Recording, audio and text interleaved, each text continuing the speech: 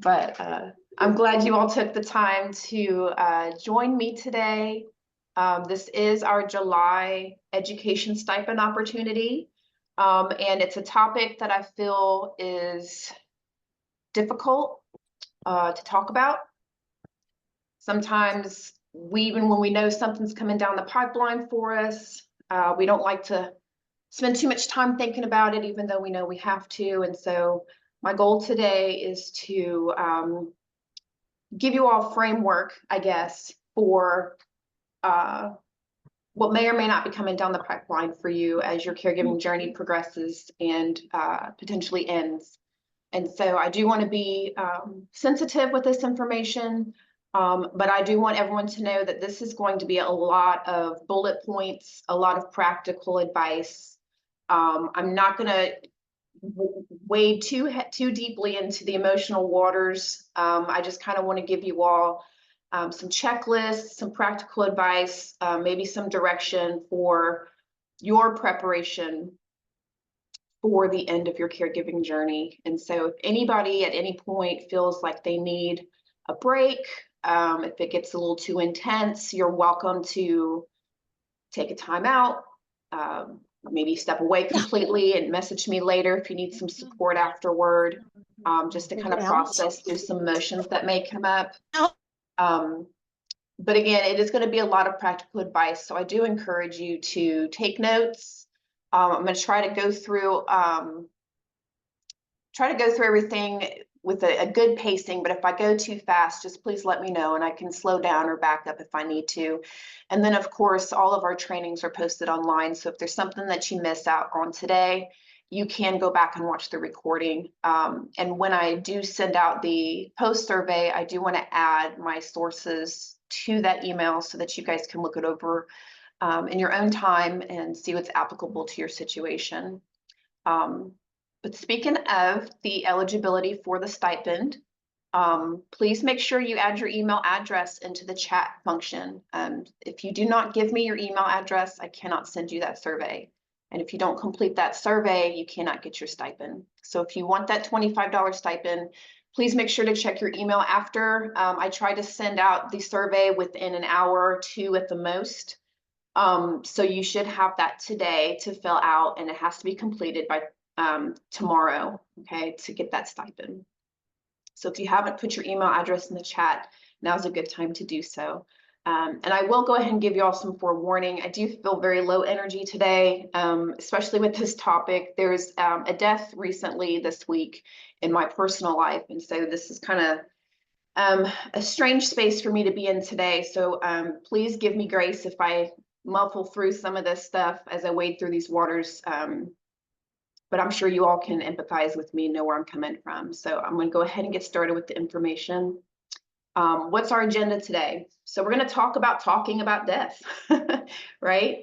Especially in our culture, everything's very sterilized. I think there's not a lot of, it's a very taboo topic, I think, to talk about death. We all know it's coming for us, but we have a hard time talking about it. So we're going to briefly touch on that today.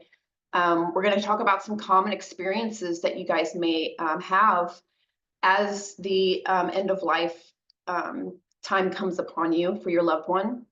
Also some practical issues, and we're going to very briefly talk about hospice and palliative care and how that can be a resource for you. Also some late stage caregiving and some funeral planning. We're going to talk about that briefly. Then we're going to spend some time talking about taking care of yourself. Of course, you all have probably heard me say it a million times. Taking care of yourself is taking care of a loved one, and that does not change just because it is the late stage care portion of your caregiving journey. You must always take time to take care of yourself and alleviate that stress as much as possible. Then I have an after death checklist, and also we're going to touch a little bit on the caregiver and grief. So again, if this becomes a little bit difficult for you, that's okay. We're human beings. Feel free to mute me, step away, whatever you need to do. And of course, if you need some additional supports afterwards, I am free and available for care chats as well. So just let me know what you need from me, and I'll try to accommodate as best as possible. So let's go ahead and get into the information. So we all know death is universal, right?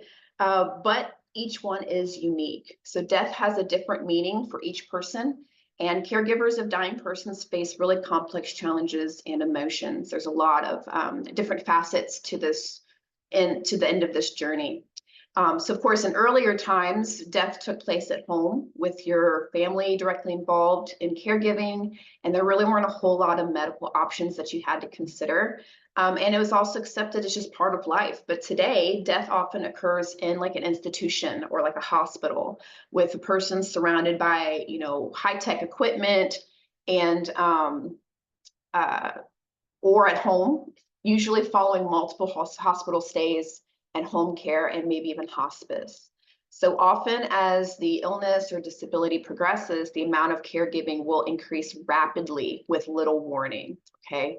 So just be prepared for that. Talking about death is difficult for most of us, and it may be particularly uncomfortable to discuss within a family. So for most people, the older that someone gets, the more comfortable the topic of death becomes. Denial, avoiding honest acknowledgement of death, that can create unnecessary pressure and can do a lot of harm to close relationships, and that can impact your caregiving. So speaking honestly about death definitely takes courage, but it brings with it many benefits. So here are just some general questions that maybe you can consider as you talk about death, as you plan for what's to come, as you include other people in the family or other people that were part of this journey with you. Think about, where would your loved one like to die if there's a choice? A lot of people want to stay home. I know I definitely do. And if that's a choice, is that something that they're wanting to do? And who would they want to have them near them at the end, right? Or maybe there's someone that they don't want around them, right? And that's totally okay too. Is there anything that your loved one might need to or want to say that they'll be sorry if it hasn't been said, okay? And these are things that if you steer away from talking about death, you're not going to have the opportunity to hear these wishes or to make these plans so that they can have it sounds weird. You want them to have a good death, right? You want them to have the best death that they can have. And so these are some questions you can think about. You can reassure them that they're not going to die alone or in a lot of pain. There's a lot of services, hospice, palliative care that will help you keep good on that promise.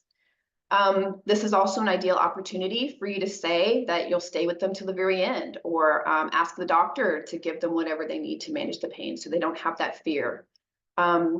You can discuss what their life has meant to others, right? A lot of times we can look back fondly and think about, how impactful that person has been to you and others.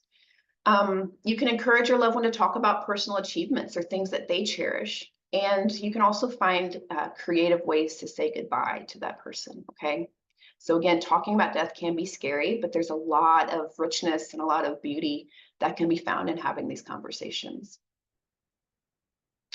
So what are some common experiences that caregivers have at the end of life? So of course, there's going to be a lot of healthcare type activities related to the end of life that can be very confusing and overwhelming. It can create conflict, conflicting thoughts, conflicting emotions for you and other family members. So here's some common ones. Denial and feeling unprepared as the illness progresses. Right? Sometimes we don't want to think about the ultimate ending, and so we avoid it. We're in denial. Chronic emotional fatigue. I'm sure some of you have already felt that, right? Caregiving is not for the faint of heart. It's very prone to compassion fatigue. Guilt. I think guilt is just on a par for the course because you think about all the things you couldn't have done, all the things you should have done, all the things you didn't say or you could have said. That can be something that is very prevalent in your experience. Frustration of not understanding the course of the diagnosis or the prognosis of the illness. Maybe you can feel a little bit angry towards yourself, maybe a little bit angry towards the one you're taking care of or other caregivers in that space. Again, I don't want to say anger and have you feel like that's a bad emotion, because I don't believe there's a such thing as a bad emotion. Sometimes anger is an easier feeling to feel than the fear or the pain or the sadness. And so anger kind of shows up to protect us. So if you are feeling angry, just give yourself some grace, okay? And grieving may start before death. I did a training a while ago called anticipatory grief, and it's just knowing that the inevitable end of your journey is going to be the loss of your loved one. And so you may have already begun that grieving journey. Maybe your grieving started with the diagnosis and it just hasn't really gone anywhere, right? And that's totally normal. Of course, sadness and grief, anxiety over unexpected and increasing financial burdens, right? End of life care is not free and it's definitely not cheap. So that's definitely something you could be feeling. Maybe you're feeling confused about how to deal with complex legal issues. A lot of times you don't know what you need to know until you need to know it. And then you're like, wow, I had no time to prepare for this. So it's normal to feel confused about tasks that are necessary now towards the end. And then, of course, the stress on your own immediate family and relationships. Dying is hard and it's stressful, and there's a lot of complex emotions that can come up for you and the people involved. And so this just kind of lets you know that if you're feeling any of these feelings, it is completely normal. Do not shame yourself for these feelings. It is part of the human experience, okay? So although we know that someday our loved one will die, we tend to ignore that possibility, usually as an act of self-preservation. But as we face the reality that your loved one is dying, your priorities are going to shift. So life's details can fade into the background, and you might find yourself looking for deeper meanings. Past conflicts maybe are paling in importance, and that desire to resolve those difficulties will probably become a priority for you. And again, grief will generally start before your loved one actually dies, and impending death often presents an opportunity to evaluate your life and your loved one's life. And so people will often contemplate their accomplishments and acknowledge their shortcomings and regrets. So if your loved one wants to talk about these things, it's totally appropriate for you to be there in that space for them.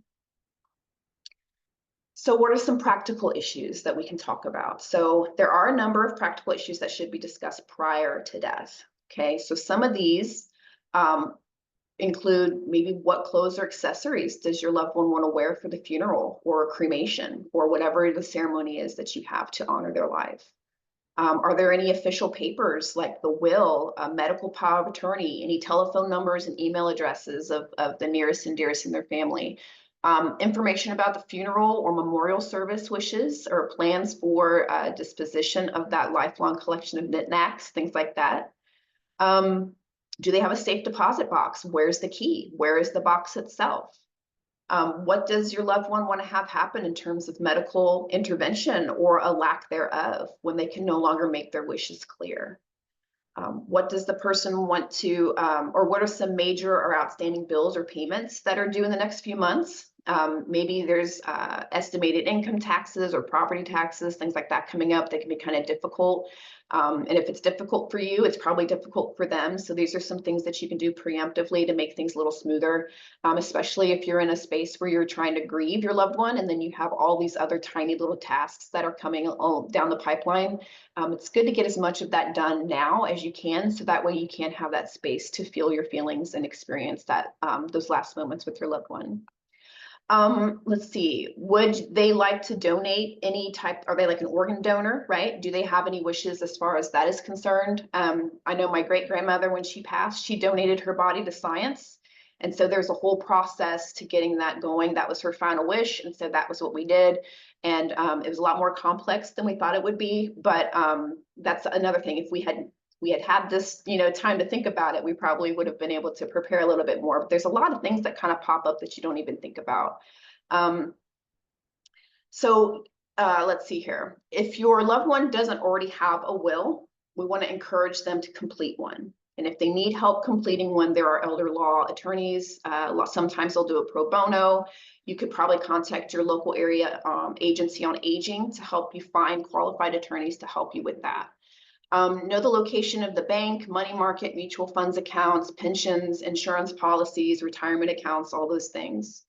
You can discuss important information about family history, including the location of any special photographs or heirlooms that they might have or any irreplaceable items, and just know where those are going to go. And if possible, have your loved one complete an advance directive. So an advance directive includes living will or healthcare directive. And so that's just a document that allows you to state in advance the wishes regarding treatments that may prolong their life. Does your loved one want to be on life support? Does your loved one want to have do they have like a do not resuscitate order, right? Are they not wanting to fight anymore and they just want to kind of go peacefully and naturally? That's something that you need to discuss. In a healthcare power of attorney or advanced directive, durable power of attorney for healthcare and living will, that again is an official document where your loved one can write down their wishes for their healthcare, and it can help guide you or other people who are making those decisions for them. And a lot of this is just a quick Google search. I did look up the healthcare power of attorney form in Alabama, and it's just like maybe 6 or 7 questions. It's not very complex. So you could definitely get that done very quickly and then have that peace of mind. So next, we're going to talk a little bit about hospice or palliative care. They're usually used interchangeably, and they're very similar. I think a lot of times people bristle at the word hospice, and so people will tend to go with the palliative care terminology because it doesn't seem, it doesn't have that stigma as hospice does. So, but a lot of people don't know really about hospice and palliative care or take advantage of what they can offer a dying loved one and you. So palliative care is also called comfort care. And that's primarily meant to provide relief to a terminally ill person by managing symptoms and pain, okay? So the goal isn't really to cure, but it is to provide comfort and maintain the highest possible quality of life for as long as life remains, okay? Because we don't want anyone at the end to suffer. And so palliative care can come in and address a lot of mental health needs, spiritual health needs. So the focus isn't on death necessarily, but on compassionate, specialized care for the living, okay? And that includes you. Palliative care provides support for the whole person and those who are sharing the person's journey in love. And palliative care may be delivered in hospice or in your home care settings or even in hospitals. And hospice is a model of care that was developed to provide palliative care for the dying. It created a standard for good palliative care through its recognition that the needs of the dying are different from those who expect to recover. So hospice also acknowledges that caring for those who love and take care of the person is also part of caring for the patient. Okay, so a palliative care nurse or a team, a hospice care team, they're going to come in and they're going to assess the situation, and they're going to find out what does your loved one need to be comfortable and what do you need in order to cope. Okay, and a lot of times I know, especially, or I shouldn't say especially, but the I can't remember the name of it now, but there is one specific hospice agency that provides palliative care, and they have chaplains on staff, they have social workers on staff. They have people that can help you with your physical, mental, spiritual needs as you and your loved one transition, right? Because it's not just a transition for them, it's a transition for you as well. And so there's a lot of support available. So if you have access to these services, sometimes your insurance will cover them. Look into that, see what's available for you now. So that way, you know what your game plan is when the time comes. Okay, so you're not rushing to figure this out when, you know, your mind might not be 100%, right? Because you're grieving. So that could be some preemptive steps you can take now. So when is it time for late stage and end of life care? So of course, there's no specific point in an illness when end of life care begins. It really depends on the individual and how that illness is progressing. So for instance, in the case of Alzheimer's disease or other dementias, your loved one's doctor will likely provide you with information on stages in the diagnosis, kind of like what to look out for. And they can provide general guidelines for understanding the progression of symptoms and planning appropriate care. For other life-limiting illnesses, here's some following signs that you might want to talk to your loved one about, or hospice and palliative care, rather than curative options, okay? So sometimes people will say, well, you know, mom fell, broke her hip, you know, she's 95, they want her to do rehab, you know, and might not be as fruitful for them, or hospice might come in and say, you know, maybe rehab isn't what they need, maybe they just need pain management, okay? So, so here's just some basic signs that it might be time for late stage or end of life care. So your loved one has made multiple trips to the emergency room and they've had their condition stabilized, but the illness continues to progress significantly, and that affects their quality of life. They've been admitted to the hospital several times within the last year with the same or worsening symptoms. Maybe they wish to remain at home rather than spend time in the hospital. And they've decided to stop receiving treatments for their disease. Okay, so that could be a good indicator that, in their mind at least, maybe the fight is over. Okay. So here's some needs for you and your loved one in late stage care. So as your loved one enters late stage or end of life care, their needs are going to change, and that will impact the demands that you face as the caregiver. So this can include just practical care and assistance. So perhaps they can no longer talk or sit or walk or eat or even make sense of the world around them. So routine activities like bathing, feeding, dressing, and turning may require total support. So they can't even help you at all in that space. And of course, that's going to require a lot more, an increase of your physical strength and that demand on you as a caregiver.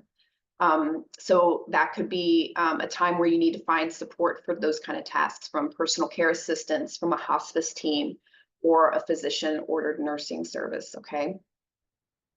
Comfort and dignity. Okay. Even if your loved one's cognitive and memory functions are depleted, their capacity to feel frightened or to feel at peace, loved or lonely, sad or secure, that still remains with them. So regardless of where they're being cared for, at home or in a hospital or in a hospice facility, the most helpful interventions are those that can ease pain and discomfort, and also provide for them a chance to experience meaningful connections with family and loved ones. Okay. Respite care, right? We all know the importance of respite care. And even in the end, you still need that time. You still need a break to process. Now, of course, your breaks might not be as long. Maybe you're just looking for an hour here and there. But you can't be in that space 24/7 and not need additional support. So don't write off respite in this space. You still need it. Because it's going to become a lot more intense for you. So you could even just have like a hospice volunteer sit with your loved one for a few hours. You can go have coffee with a friend or get that support that you need, right? Because that saying, you can't pour from an empty cup. In this stage, your cup is going to run empty real quick. So it's important to have those supports if you have them. And then grief support. Anticipating your loved one's death, that produces a lot of complex feelings. Sometimes you can feel relief, sometimes you can feel sadness, sometimes you can just go numb, and those are all valid. Okay. You can consult bereavement specialists or grief counselors or spiritual advisors before your loved one passes, and that can kind of help you and your family prepare for that coming loss. Okay. Again, having conversations that maybe are uncomfortable can really be beneficial for you towards this time. So while the symptoms in the final stage of life will vary from person to person, and of course from diagnosis to diagnosis, there are some common symptoms that people will experience towards the end of life. And so it's important to remember, though, that experiencing any of them does not necessarily mean that your loved one's condition is deteriorating or death is close. But these are some common symptoms that people experience. Okay, but I don't want anyone to panic if your loved one is experiencing these. Of course, you want to contact your medical professional, and see what they say about it. So drowsiness, right? Your loved one may be feeling a lot of drowsiness, have a difficult time staying awake. And so try to plan visits and activities for times when they're the most alert if you can. They may become unresponsive. So even though they may not be responding in the way they normally did, they can probably still hear you even after they can't speak. So if they may have lost the ability to speak, that doesn't mean that they can't hear you. So it's important to talk to them as if they can't hear you, because they can. Maybe they start to get confused about time or place or even their identity of themselves or loved ones. So speak calmly and try to help reorient your loved one. Gently remind them of the time and the date and people who are with them. Try not to get frustrated, because their capacity to remember things like that is probably going to be a little depleted. They may lose their appetite or have a decreased need for food and fluids. So let them choose if or when they eat or drink. Sometimes just giving them ice chips or water or juice, if they can still swallow, can be very refreshing.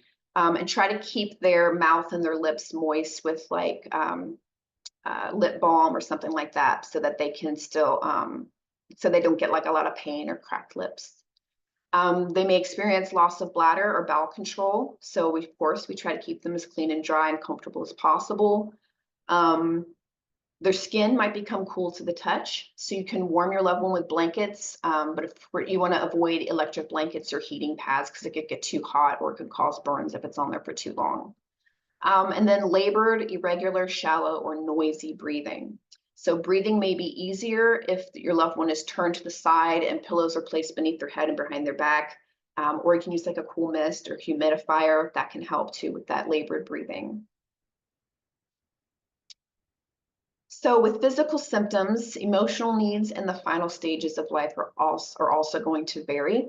However, some emotions are common to many during end-of-life care. So many people worry about loss of control, loss of dignity as their physical abilities decline. And it's also common for people to fear being a burden to their loved ones at the same time, fearing being abandoned as well. So there's a lot of complex emotions, not only coming from you, but also your loved one. So you can offer emotional comfort to your loved one in several ways. So keep them company, right? Talk to them, read to them, watch movies together, or you can just sit and hold their hand. Okay, they don't want to be alone and you don't want them to be alone. And so you just make your presence known to them. Don't burden them with any feelings that you might have, fear or sadness or loss, even though those are very valid. It's probably best to talk with somebody else about those feelings because you know your loved one's dealing with something on their own, right? And so you're there to support them, not the other way around. Allow your loved one to express their fears of death. So it can be difficult to hear someone that you love talk about leaving their family and friends behind, but communicating their fears can actually help them to come to terms with that. So try to listen without interrupting or arguing.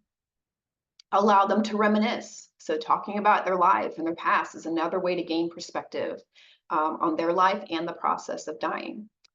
Avoid withholding difficult information. If they're still able to comprehend, most people prefer to be included in discussions about issues that concern them. So again, that kind of ties into giving them that dignity still at the end of their life, that they're not gone yet and they can still make choices and they can still be involved as much as they can. So let them be, okay? Honor their wishes. So you can reassure them that you're going to honor those wishes, such as having that advance directive or those living wills, even if you don't agree with them. Okay. And I know, especially if you think about the do not resuscitate orders that some people have, it's really difficult to say, well, I can save them if they would just take this treatment or if they just have this, procedure or what have you. But if that's not what they want, it's not about what you want at that point. It's about what they want. Okay.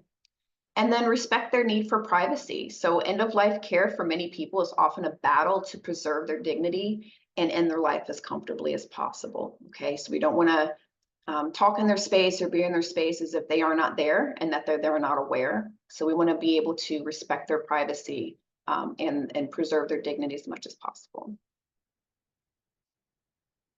So funeral planning. So this is obviously a very important part of preparing for death. But funerals and burials are among some of the most expensive purchases that we will ever make. Sorry, I feel like I'm gonna sneeze. I think it went away. So funeral costs can range on average from $8,000 to $12,000 or more, okay? A wooden or metal casket featured in a funeral home can cost $2,000 or more. Flowers, obituary notices, acknowledgement cards, burial liners, vaults, transportation, that can also add another couple $1,000s. But there is a funeral rule that requires the funeral home provide a price list of all available options. So general services, caskets, or other burial containers. And they must disclose prices by telephone and offer lists for review. So if someone says, there's no price tag on any of these things, they are required to give you that information before you make a purchase, before you make a decision. And so you can call or visit multiple funeral homes. The recommendation is 3, and cemeteries as well, so that you can compare prices. So you can more accurately assess the total costs once you're able to prepare. But I do think it's very, very important to know that you do not need a costly funeral to show love or respect for your loved one, okay? So you make arrangements that are best for you and your family. Even though we think our loved one deserves the best of everything, these can become incredibly costly, and I hate to say it, but some people take advantage of the vulnerable in these spaces, and they try to make money off of you because of your grief. And just be mindful of that, okay? And sometimes doing the funeral planning now might save you money in the long run because you're not responding out of emotion, right? It's already been done, it's already been paid for, it's already been set up. So that way, when you're in that grief moment, when you're in that vulnerable space, you're less likely to be taken advantage of, okay? So taking care of yourself. So as impossible as it might seem, taking care of yourself during your loved one's final stage is critically important to avoid burnout, okay? Research suggests that spousal caregivers, so someone taking care of a spouse, they're more likely to experience despair rather than any kind of fulfillment in their caregiving role. So just be prepared for that. If you're taking care of a spouse, it's probably going to hit you really, really hard. Okay, not that it won't hit you either other ways, but they're saying research-wise, you probably will eventually get to a place where you can look back on your caregiving journey with peace and satisfaction. But in that beginning, you're probably going to feel a lot of despair. Okay, so just be prepared for that. So whatever your circumstances are, it's important to seek the support you need so that you can adjust, gain acceptance, and eventually move on. Okay. So I'll just read this slide real quick. It says, after your loved one has passed away, some family members and caregivers draw comfort from taking some time to say their last goodbyes, to talk or pray before proceeding with final arrangements. So give yourself that time if you need it, okay? Just be very, very careful with yourself as well. So here's a quick little checklist after a death has occurred.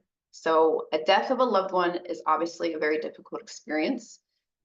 Yet during this period of grief and emotional readjusting, you might be called upon to make a lot of important decisions. So there's many papers you will need to fill out and steps that must be taken.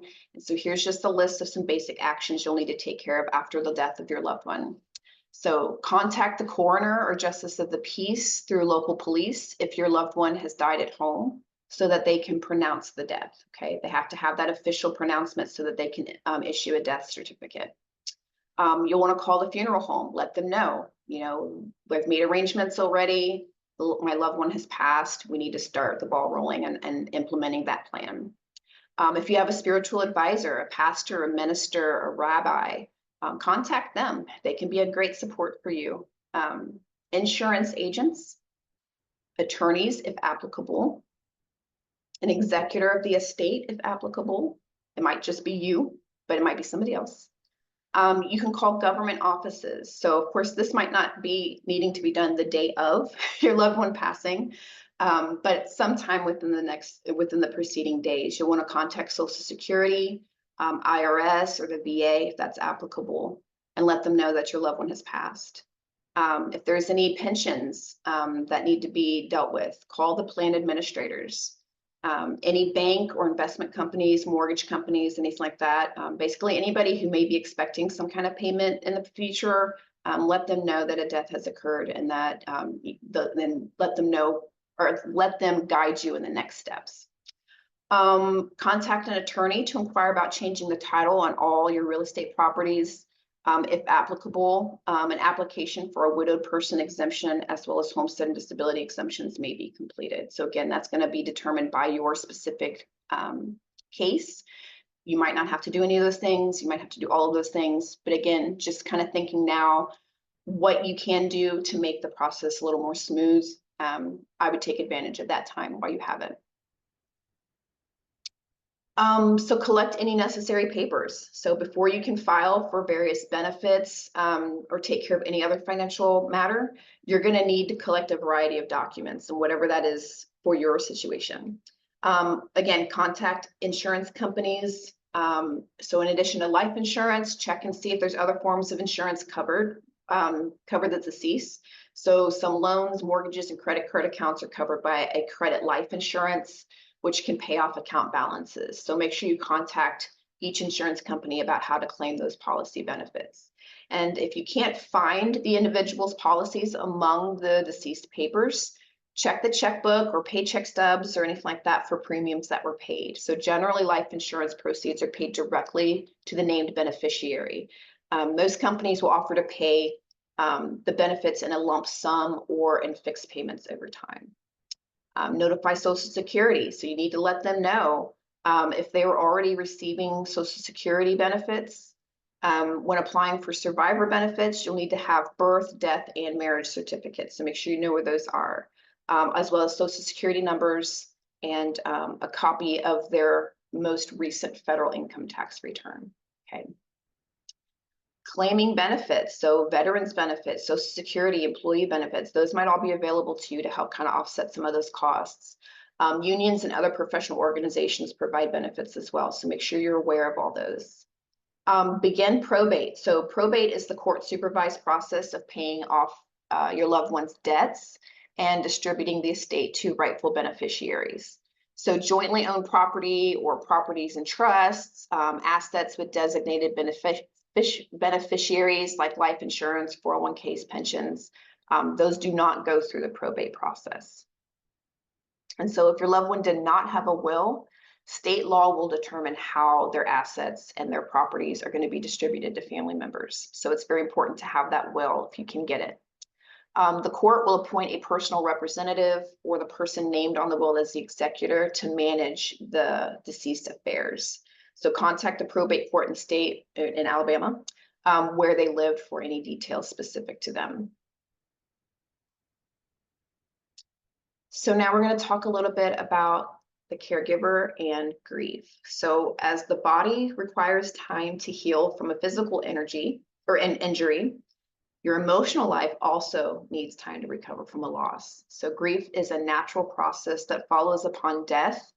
I like to think of grief as just the next level of love, right? We only grieve what we've lost if it means something to us. And so I think grief is just love transitioned. And so it's okay to feel those feelings and it's appropriate to feel those feelings. So everyone's going to be different, but there are some common experiences. So you might react emotionally, but within character to the loss. So sadness, depression, despair. You can review your relationship with your loved one. What did they mean to you? What did they do for you? And how will you manage without them? You may have emotional outbursts at the unfairness of it all, right? So you might be displacing anger onto others and eventually facing anger at the person who died. That's normal. You might start to seek replacement figures, right? So maybe you're searching for people who take over or fill in for that deceased, for your loved one. Revising your current relationships. So becoming single in a community of couples, that can be a big transition to make, especially if you've been married for a long time. Revising and reshaping of your personal identity. So one's changed by death, right? And it takes a long time, or it can take a long time to figure out who you've become, right? You're probably a different person today than you were at the beginning of your journey. And so part of your grieving process might just be to rediscover who you are now, right? Who am I now that I'm not a caretaker, right? Because you're not who you were, right? You're who you are. So you got to figure out who that is. But eventually most people do re-enter the community and are fully participating in that. So even if in the beginning it feels like you're never going to not feel this bad, you will. You will. It just might take you a little time, and that's okay. So that is all the information I have for you today. Again, these sources I will share with you in the post survey so that if there's anything you want to go back on or get a little more detail on, you will have that at your to look over at your leisure. There we go. So let me stop my share here real quick.